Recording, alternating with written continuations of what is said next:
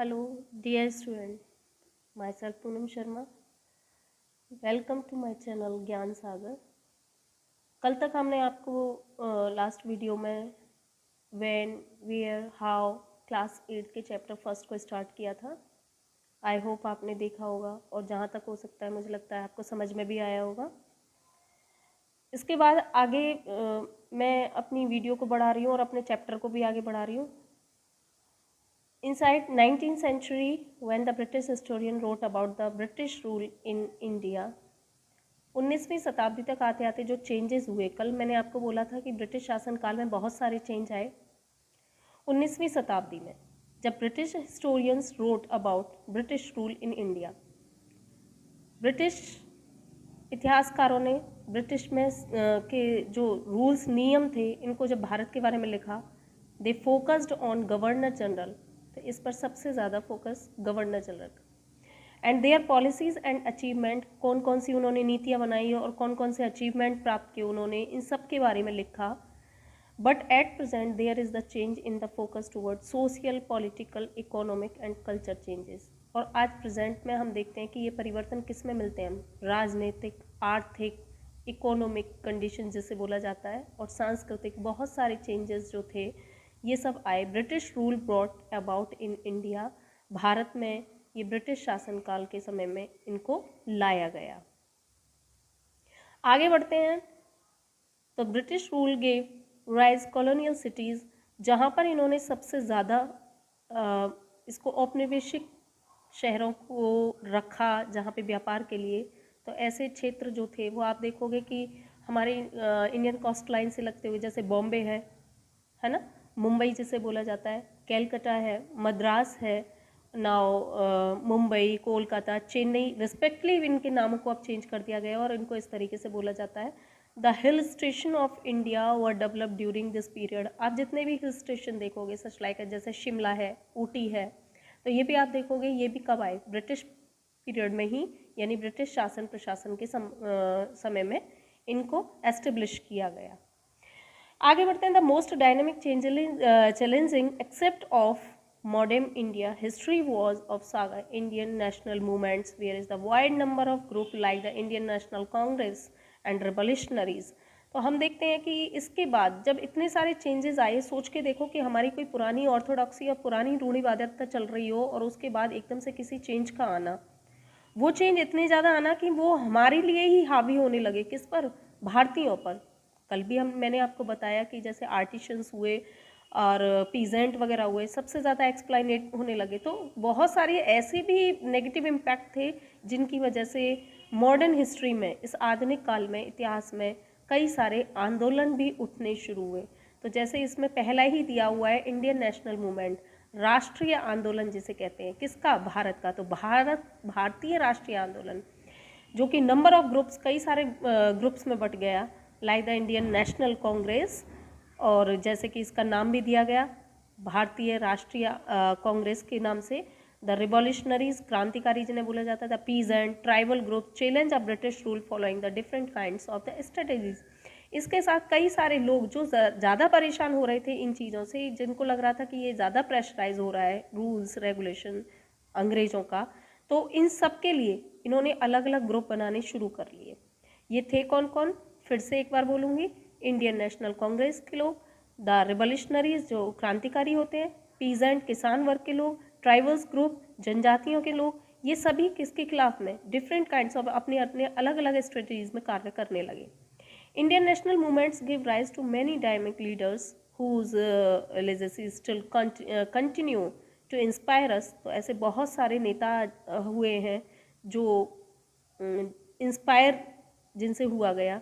तो जैसे कि सच लाइक सबसे पहले हमारे बात आती है महात्मा गांधी। तो आप मुझे कमेंट बॉक्स में बताएंगे कि महात्मा गांधी को क्या बोला जाता है हमारे भारत में। जवाहरलाल नेहरू हुए, सुभाष चंद्र बोस हुए, भगत सिंह, चंद्रशेखर आज़ाद, खान अब्दुल गफ्फार खान। हाँ, एक और बात आप ये भी बताएंगे मुझे कि खान अब्दुल गफ्फार खान को भी किस नाम से बोला जाता है, यानी कि उनका दूसरा निक नेम बताएंगे आप मुझे। Sardar Patel and numerous others patriots have left their footprints on the glorious path of Indian national movements। इन सब ने ही भागीदारी ली, इसमें बढ़ चढ़ कर हिस्सा लिया। हमारे देश की फ्रीडम के लिए शायद उनको लगा कि ज़्यादा ही प्रेशर अब बन चुका है, तो इसको तोड़ना भी बहुत ज़रूरी है। तो अभी आप देख भी रहे हैं, ये सरदार वल्लभ भाई पटेल हैं और खान अब्दुल गफ़ार खान भी आप देख पा रहे हैं। तो मुझे अभी मैंने आपसे पूछा भी है कि आप मुझे बताएंगे कि इनको किस नाम से, टाइटल नेम में इनको क्या रखा गया। इसके बाद आता है colonial period. Many historians refers to period of British as the colonial period. कई सारे इतिहासकारों ने इस पीरियड को क्या नाम दे दिया, मॉडर्न हिस्ट्री की जगह, मॉडर्न पीरियड की जगह इसको कॉलोनियल पीरियड दे दिया गया। कल ही मैंने आपको बताया था कॉलोनाइज का मतलब यानी कि एक ही संबंध में एक कंट्रोल कर लेना, किसी एक देश के मार्केट को पूरा कंट्रोल कर लेना, वो चीज़ कॉलोनियल पीरियड कहलाती है। This is because India was a victim of colonial domination and exploitation. इसका ये भी कारण था कि यहाँ हमने देखा कि कई सारे भारत के लोग जो थे वो विक्टिम्स यानी कि शिकार हो रहे थे, किसके, एक्सप्लॉइटेशन यानी अत्याचार उनके ऊपर हो रहे थे इनका। This period extend approximately from the middle of 18th century. शायद ये चीज़ पीरियड जो शुरू हुआ वो 19th सेंचुरी से नहीं, 18th सेंचुरी से ही स्टार्ट हो चुका था, and century up to the India independence. और भारत चाहता था कि अब इनसे क्या हुआ जाए, आज़ाद हुआ जाए। This period tells us how the British establish their control over India political and economic system. यही समय पीरियड मतलब मॉडर्न पीरियड ही हमें बताता है कि भारत में ब्रिटिश शासन कैसे स्थापित हुआ, पॉलिटिकल और इकोनॉमिक सिस्टम में कैसे चेंजेस आए, किस तरीके से इन्होंने यहाँ पर अपना एक दबदबा बना के रखा, जिसे फुटल्स कहते हैं, ज़मीन में अपने पैरों को गड़ लेना। तो political system and how the Indian culture society came under the influence of British rule. और किस प्रकार से भारत की संस्कृति और समाज जो था वो इनके प्रभाव में आया। Excluding a few, this was a dynamic period is also world histories during this period. Event like Russian Revolution, French Revolution, War of Independence। और यही वजह थी कि ये पीरियड पूरे वर्ल्ड हिस्ट्री में जाने जाने वाला होता है। जैसे कि आपको पता भी होगा, आप क्लास 9th में देखेंगे, आप मेरी वीडियो क्लास 9 की भी मैं आपके लिए अपलोड करने वाली हूँ, आप उसमें भी पढ़ेंगे रशियन रेवोल्यूशन और फ्रेंच रेवोल्यूशन और वॉर ऑफ इंडिपेंडेंस और स्वतंत्रता के लिए किए जाने वाला युद्ध। ये एक तरीके से क्या था, फर्स्ट वर्ल्ड वॉर, प्रथम विश्व युद्ध जिसे बोला जाता है, एंड सेकेंड वर्ल्ड वॉर। आप मुझे कमेंट बॉक्स में लिख करके देंगे कि भारत फर्स्ट वर्ल्ड वॉर में इन्वॉल्व था या नहीं, और ये भारत में प्रथम विश्व युद्ध जो है वो हुआ कब। इन दोनों ही के आंसर आप मुझे देंगे। आज की क्लास का ये आप होमवर्क समझें अपना। इसके बाद अभी आपने जो पढ़ा उसमें एक क्वेश्चन बनता है, which period is refer to as a colonial period in India. कौन सा पीरियड ऐसा है जो कॉलोनियल पीरियड के नाम से जाना जाता है, ये आप मुझे आंसर देंगे। Source of information, official record. आप ये सारी चीज़ें पढ़ रहे हैं, हम ये सारी चीज़ें पढ़ रहे हैं, आखिर इस हिस्ट्री का सोर्स हमें मिलता कहाँ से है, ये हमें सूचनाएं जो मिल रही हैं ये मिली कहाँ से। तो आप देखते हैं source of information, official records जो हमारे पास रखे हुए हैं। तो ये ऑफिशियल रिकॉर्ड्स के थ्रू हम देख रहे हैं कि इन सोर्स को हम प्राप्त कर पा रहे हैं। तो ये आखिर है कहाँ से। One of the most authentic source of information for this period are official record to British administration. इनमें से एक ऑथेंटिक सोर्स आपको इन्फॉर्मेशन का जो मिलता है वो कहाँ से मिलता है, ब्रिटिश के प्रशासन काल का। This British administration methodically and the meticulously record every plan, policy, treaty, agreement they made. जो भी कुछ वो रिकॉर्ड तैयार किया करते थे किसी भी चीज़ के, या आपके मेथड को लेकर के, प्रशासन को लेकर के, जो भी थे, पॉलिसी कौन सी नीतियाँ लानी है, ट्रीटी किसके साथ कौन से संधियाँ करनी है, किस पर एग्रीमेंट प्रस्ताव को साइन करना है, ये सारी चीज़ें हमें ऑफिशियल रिकॉर्ड से पता चलती है। The British preserve all the important documents. British लोगों ने इसको प्रिजर्व कर रखा, प्रिजर्व मतलब आप जानते हैं सुरक्षित रखना, है ना, डॉक्यूमेंट्स को सुरक्षित रखा हुआ है। For this purpose they set up the record rooms along the administrative institutions. ये होते कौन से हैं, तो लाइक जैसे कि collectorates, secretaries, purpose and law courts, museums, archive were also set up for this purpose. ये सभी ऐसे हैं जहाँ पे इन ऑफिशियल्स रिकॉर्ड को क्या किया गया है, रखा गया है। These official documents and record are invaluable source of information about the British period.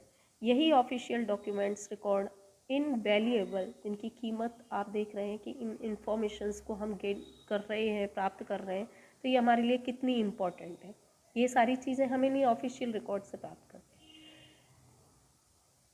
All the old government documents, diaries, letter, etc. are kept preserved national archive of India. तो अभी आपने देखा कि जितने भी ऑफिशियल रिकॉर्ड्स की मैंने बात की, तो ये आप देख सकते हो नेशनल आर्चिव ऑफ इंडिया, यहाँ पर ये सारी चीज़ें जो न्यू दिल्ली में है यहाँ पे प्रिजर्व करके रखा हुआ है।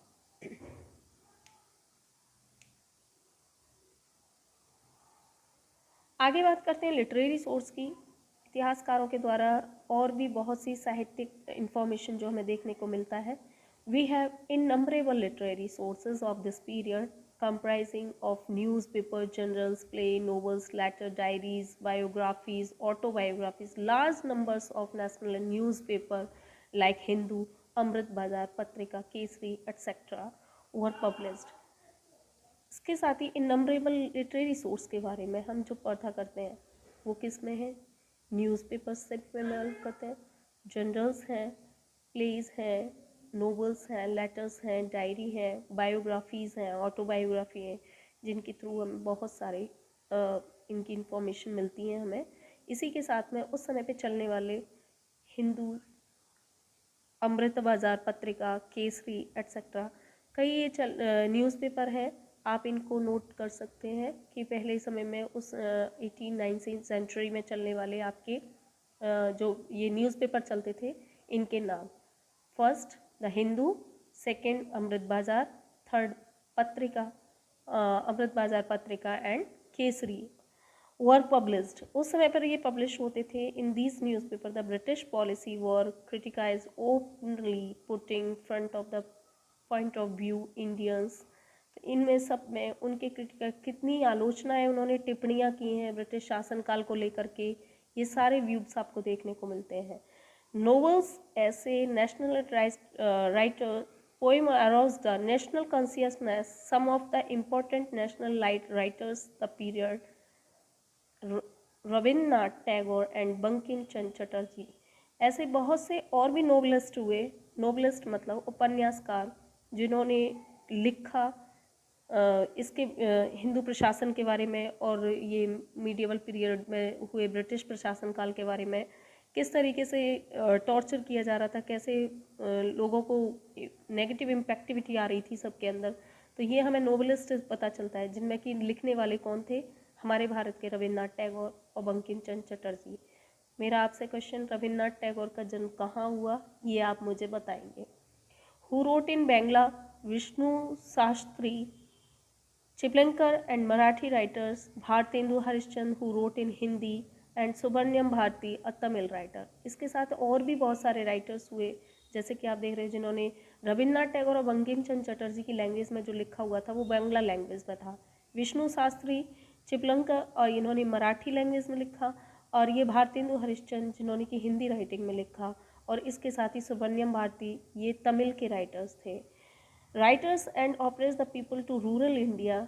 इन्होंने ऐसा नहीं कि किसी इंग्लिश में ही उस समय पे नोवेल को राइट किया हो या न्यूज़पेपरों में लिखा हुआ, ये सब अपनी ही भाषा में लिखे जाने वाले थे।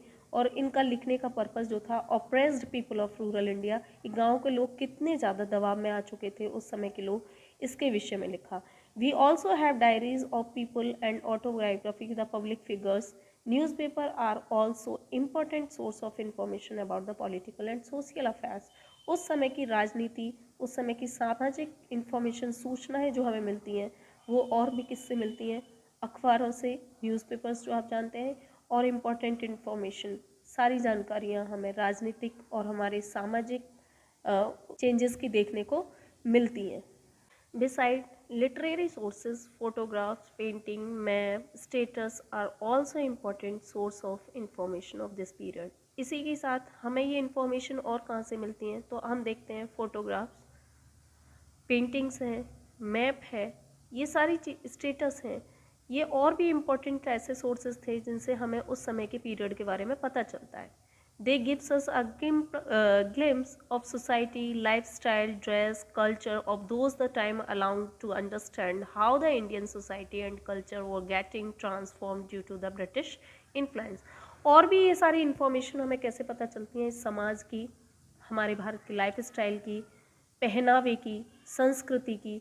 उस समय पे हम लोग समझ सकते हैं कि हाउ टू इंडियन सोसाइटी और कल्चर की भारत का समाज और भारत की संस्कृति किस प्रकार से ट्रांसफॉर्म यानी कि बदल गई, किसमें, ब्रिटिश इन्फ्लुएंस में, यानी कि ब्रिटिश के प्रभाव में आने पर उस समय की स्थिति में before the 18 centuries and after the 19 centuries कितना चेंजिंग आया। ये सारी चीज़ें हमें इन सबसे पता चलती हैं और इन्हीं को ही these are called the official records, इन्हीं को ही हम क्या बोलते हैं, ऑफिशियल रिकॉर्ड बोलते हैं, जिनके थ्रू हम ये सारी इन्फॉर्मेशन प्राप्त करते हैं।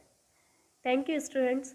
इसके बाद आगे का चैप्टर मैं आपको अपनी नेक्स्ट वीडियो में कंप्लीट कराऊंगी। आई होप आपको ये इतना अच्छा लगा होगा।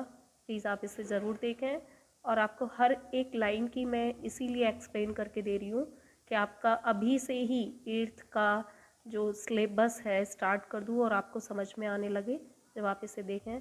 अगर आपको वीडियो अच्छा लग रहा हो तो प्लीज़ मेरे वीडियो को लाइक ज़रूर करना